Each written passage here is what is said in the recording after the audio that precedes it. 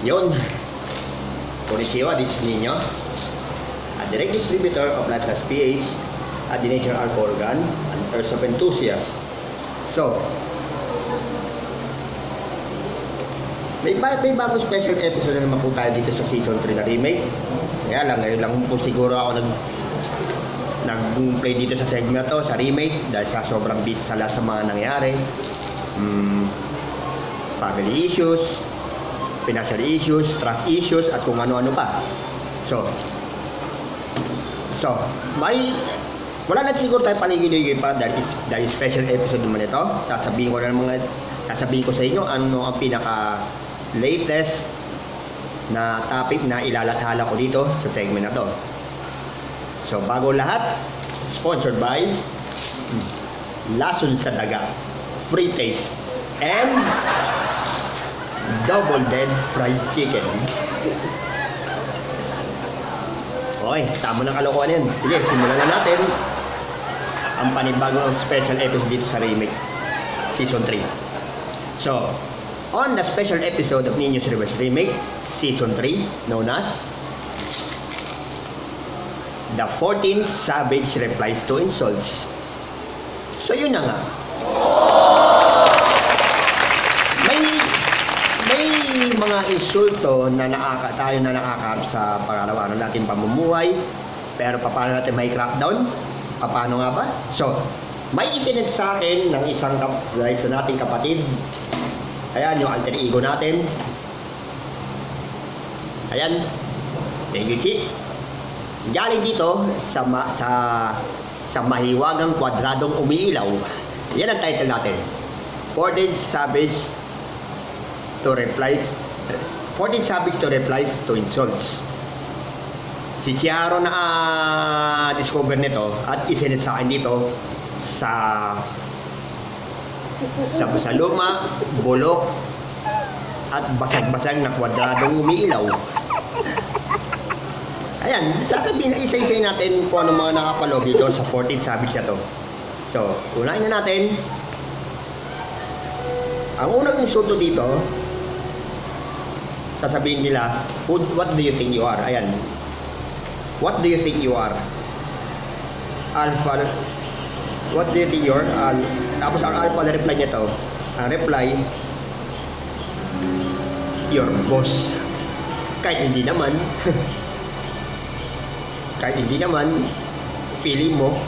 Mga katulad yan siguro, mga feeling entitled dito sa sanlibutan na to. Hindi habang buhay, ganyan kayo. Huwag kayo masyadong mapagpaimbabaw. Baka pagdating ng araw na paghukom, bigla lang kayo ibagsak ng naman mula sa langit. Literal na hinulog ka sa langit. Kasi, ugali mo, uubod ka pa ng pangit. Huh? Next. Pangalawa din, another insult na sasabihin nila, ayan, I hate you. Ang magiging crackdown natin dito sa pag-reply sa isang to, jealousy is a disease. Get well soon. So, ibig sabihin, yung selos mo na yan ay sakit na yan. Dapat ikaw magpagaling. Kasi, nakakasama yan sa healthy na isang tao yan eh. Pero ikaw, alam mo ba yung jealousy? Yung tipong yung kinuha ko yung salamin sa bintana ay pinalo ko sa iyo sa pagmumukha mo. Yun ang jealousy. Next.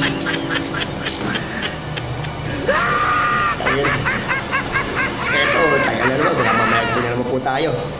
Eto, pangatlong insult na naman na natanggap natin dito. Kagaya na sinasabi ako na go to hell. Pero ang pinakamatindi sagot dyan, eto, ang alpha na reply, eto, I'm not interested in visiting your home. Pero in other words sa akin, sabihan ninyo ako ng go to hell, sasabihin ko sa inyo, impyerno ba mo kapatid? Pasensya na, doon ako nang galing eh.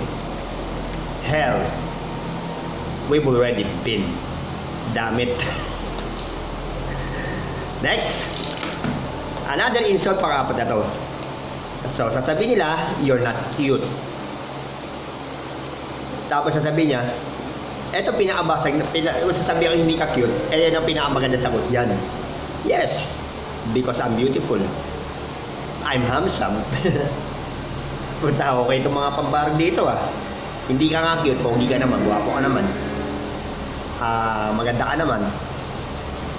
Kaya lang, ang problema sa mga ngayon, mga kabataan ngayon, gusto nila sa pogi.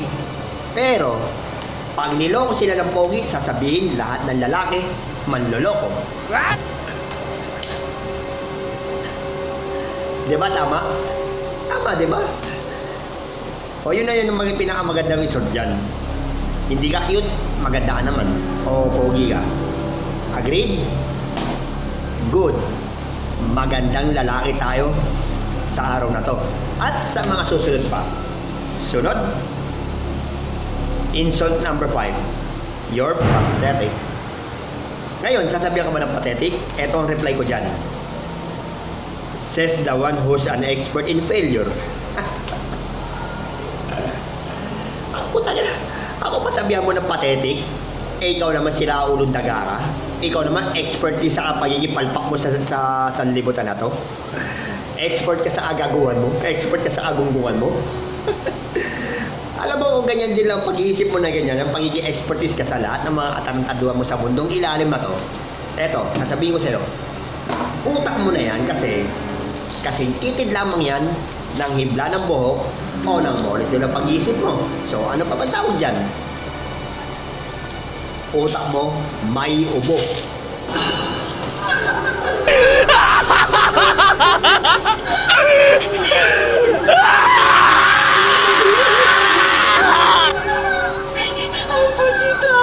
Ay no. Yan ang pinakamasakit na sasabihin yung salita na you're pathetic. Hindi maganda yan sa apa mga pagsasabihan ka ng ganyan. Kasi kung anong panghusga mo sa apa mo ginawa, kaya hindi ang gagawin sa'yo naman. Tapos, number 6, you're such a disappointment. Yan ang insulto siya sabi. So, ito pinakamagandang reply. I guess I add that to your long list of disappointments. Kung ako sasabihan mo na ganyan, kayo, mga lintik kayo, kung sasabihin mo ako, napakalaking disappointment dito sa sanlibutan na to, pues kayo naman, dinagdag na yung ng ama mo sa listahan ng mga pagiging disappointed mo sa sarili mo. Lalo pa sa mga masama sa pag-uugali mo na yan. So, tanda mo, kung sasabihan mo disappointed isang tao, mas nadi-disappoint ang Diyos sa'yo. Kasi lahat ng kamalian mo, lahat ng ginagawa kong mali, may kagantihan niya sama. Agreed? Good. Sunod. Number 7 insult. Nobody likes you. Pero ang sagot ko dyan, yeah, you're right. They love me. Pero ikaw, kahit kayo lahat ng mga kabalahibo dyan ni Taning, na aning-aning, sasabihin ko sa inyo lahat kahit magsama kayo dyan, I guess you got your friends on the other side of hell. Pero kapatid, no one misses you here in this planet. Dahil, alam mo ba, ba't ko nasabi yun? May mga tao lang, may iilan tao lang naman sa mundo na to ang totoong nakakakilala sa akin. So, yun. Mahal ako Lalo pa, mahal ako ng Panginoon. Dahil sa pakikipaglabang ko sa anumang klaseng kasamahan dito, sa lahat ng klaseng sa lahat ng mga bagay na pinaglalaban ko na tama. Ang mali ay labanan, ang tama ay paglaban. Tapos, so, sunod, number 8,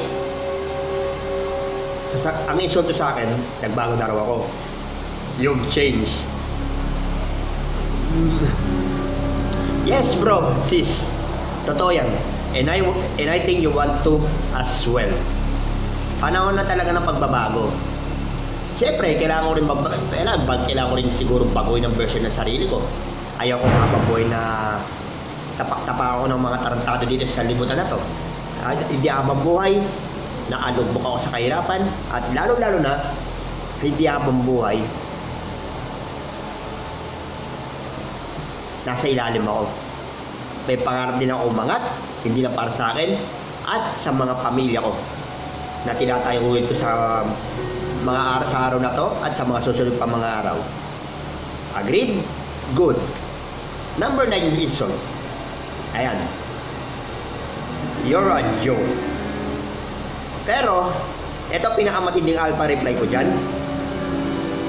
Coming from the comedian of the year, I'm honored.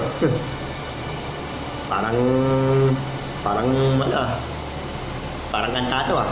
I started a joke when started the whole world crying. Kung ako sasabihin mo na pala na isa akong malaking biro, patawa ako. O sa mga binablog ko, puro patawa ako. O sasabihin nyo, puro patawa. Natural, komedyante, alam nga naman na magpayak ako. Diba? Kung coming from you, damuho ka, sasabihin mo ako isang malaking... Ang pumatol sa isang siraulo, kagaya mo, ay kapwa na rin siraulo.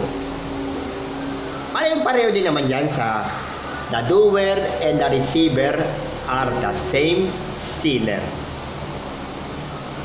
Agreed? Good.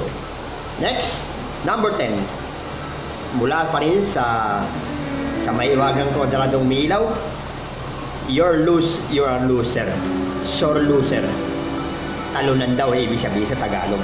So, ang pinakamatindi reply ko dyan sa mga hayop na to, winning at life must be exhausting for you to notice. Kasi kayo, ayaw nyo rin na manalo, ayaw nyo rin na parang ganito away pa. Lait ganado, away planado, ayaw patalo.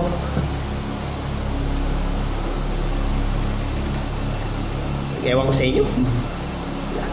Alam mo kung ang kapwa mo sinabihan mo talunan, pues, isa rin malaking talunan sa paningin ng Diyos. Kaya, kung anong sinasabi ko sa iyo, you have already sown your seeds of your own sin and atrocity.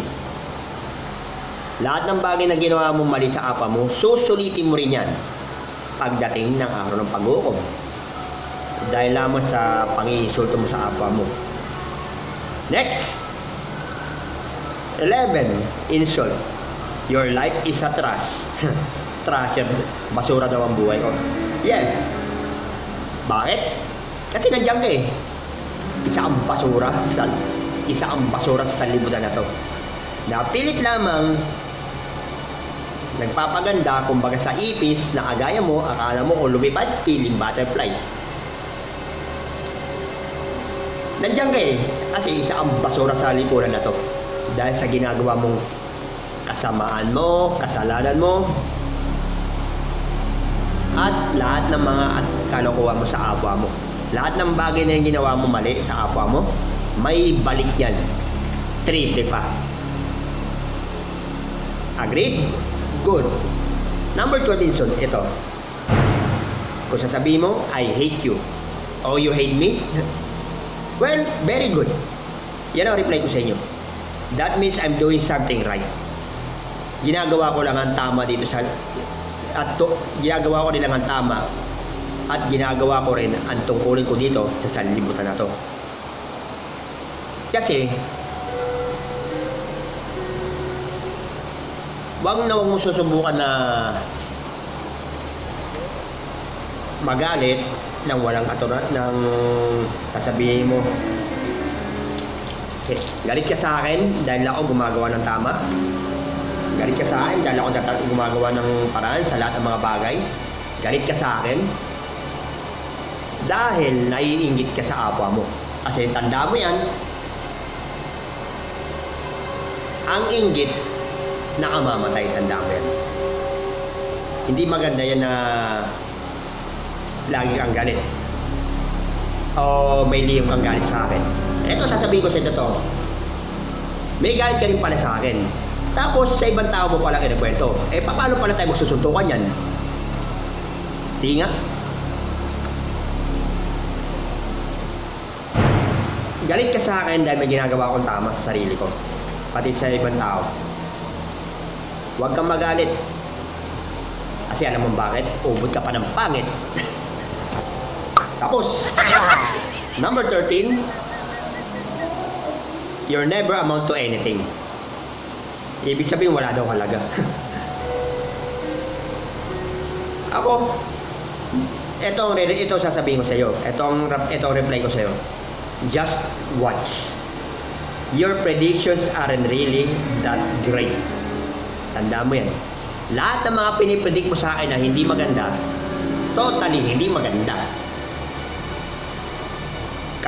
Kung sabihan mo ko na katulad sa palabas ni Philip Salvador na maginoong barumbado ako, syempre may halaga pa buhay ko. Una-una yung kakalalang ko. Pangalawa yung pangarap ko sa buhay ko. At pangatlo yung pamilya na talagang totoo na nakakilala sa akin. At unang-una, ang pinakamahalaga sa lahat, ang pagpapahalaga ng Ama sa akin. Dahil mayroon akong Diyos na tumitingin sa akin, na nagbabalik sa akin.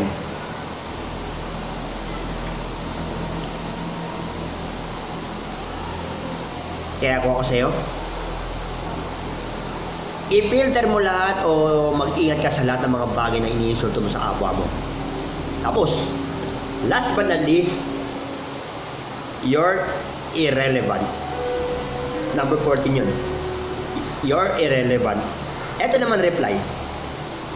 I must be living rent-free in your head if you think that much about me. Ulit.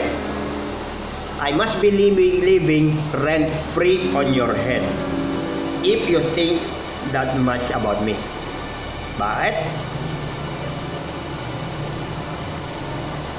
Para mo sinabi mo wala akong kakwenta-kwentang tao sa mundo eh. So ibig sabihin, but at least, wala akong inaapakan na tao. Wala rin akong sinasagasaan. Namumuhay ako ng maayos. Tapos sisirahin mo lang. Hindi pwede yung mga ganyan. So, lahat ng 14 na insult na nakatala dito na isinend sa akin ng alter ego ko ng kapatid. Ayan. Mabuti na eye-opener sa akin sa lahat ng mga bagay ng pang-insulto. So, ito tatandaan niyo mga kapatid. Ang insulto, ang pang-iinsulto mo sa kapwa ay isa rin malaking pag-aasala na ginawa mo. Hindi lang sa kapwa mo, pati sa Diyos. Tandaan, lahat ng mga bagay na inani mo o ginawa mo sa kapwa mo, babalik sa iyo yan. Agreed? Good. So this has been the 14 insults, savage replies to insults that I have been tackled in this segment. So, we have to end this vlog for now. This is Nino, at the distributor of Lifestyles PH, a natural organ, an airsoft enthusiast. Like, share, and subscribe sa lahat ng mga panipango natin mga videos na reviews, Pelican reviews, reverse straps, anything and everything. But YouTube Shorts. So, sit back, relax, and enjoy the show. See you around. God bless.